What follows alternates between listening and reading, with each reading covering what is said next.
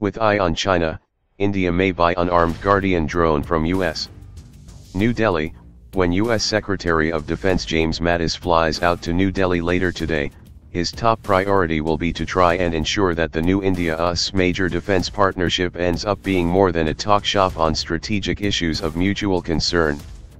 On top of the agenda is the sale of 22 Sea Guardian remotely piloted vehicles, a $2 billion sale that could see the Indian Navy acquire the world's most advanced maritime reconnaissance drone. Senior officials monitoring the progress of the deal have told NDTV, Sea Guardian is top of Secretary Mattis' agenda and that maritime security is in common interest due to Chinese aggression with submarines in the Indian Ocean, so this platform is a military and diplomatic message to all. Significantly, NDTV has learned that while the drones India is looking at will come unarmed, they are fully weapons capable and will come with 7 external stations for carriage of payloads.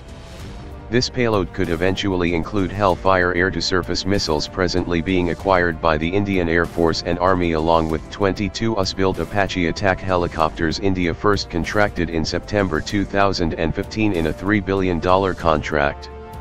In August, the government cleared the Indian Army's acquisition of 6 more Apaches which would come armed with the same missile. In December last year, towards the end of Barack Obama's final term as president, the U.S. Congress passed an amendment called Enhancing Defense and Security Cooperation with India, which eventually resulted in India being designated a major defense partner, a designation reaffirmed during the visit of Prime Minister Narendra Modi to the U.S. in June this year. If a deal for the drones is concluded, this would be the first U.S. sale of the Sea Guardian to a non-NATO partner nation and the first sale of an extremely sensitive U.S. system under India's major defense partner's status. The Sea Guardian multi-mission maritime patrol aircraft can fly non-stop for 27 hours at an altitude of 50,000 feet. It can be remotely piloted or operate fully autonomous missions. Equipped with a multi-mode maritime radar, the Sea Guardian can observe the movement of Chinese warships and submarines when they surface. Over the last 3 years, China has deployed nuclear attack submarines in the Indian Ocean region along with fleet support ships and warships, apparently to fight piracy off the coast of Somalia.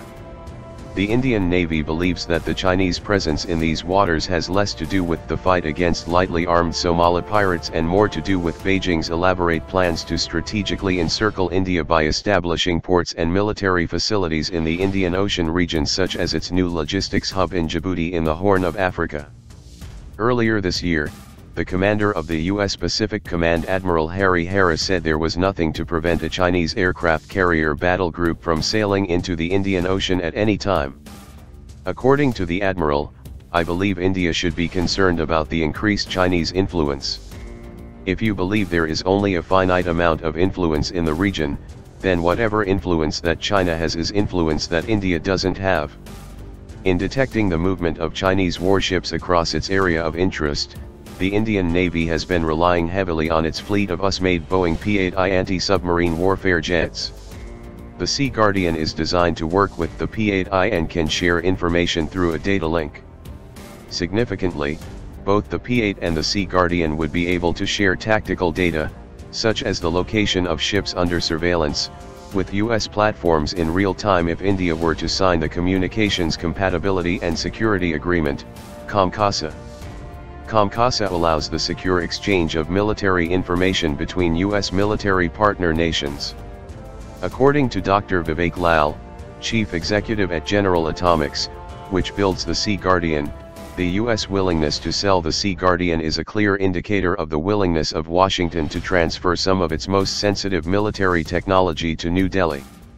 Not only will this platform enhance India's capabilities in the areas of maritime domain awareness and security, but the interoperability between both strategic partners will contribute to security across the region, said Mr. Lal, who has been recognized by the University of Cambridge as one of the world's top scientists of the 20th century.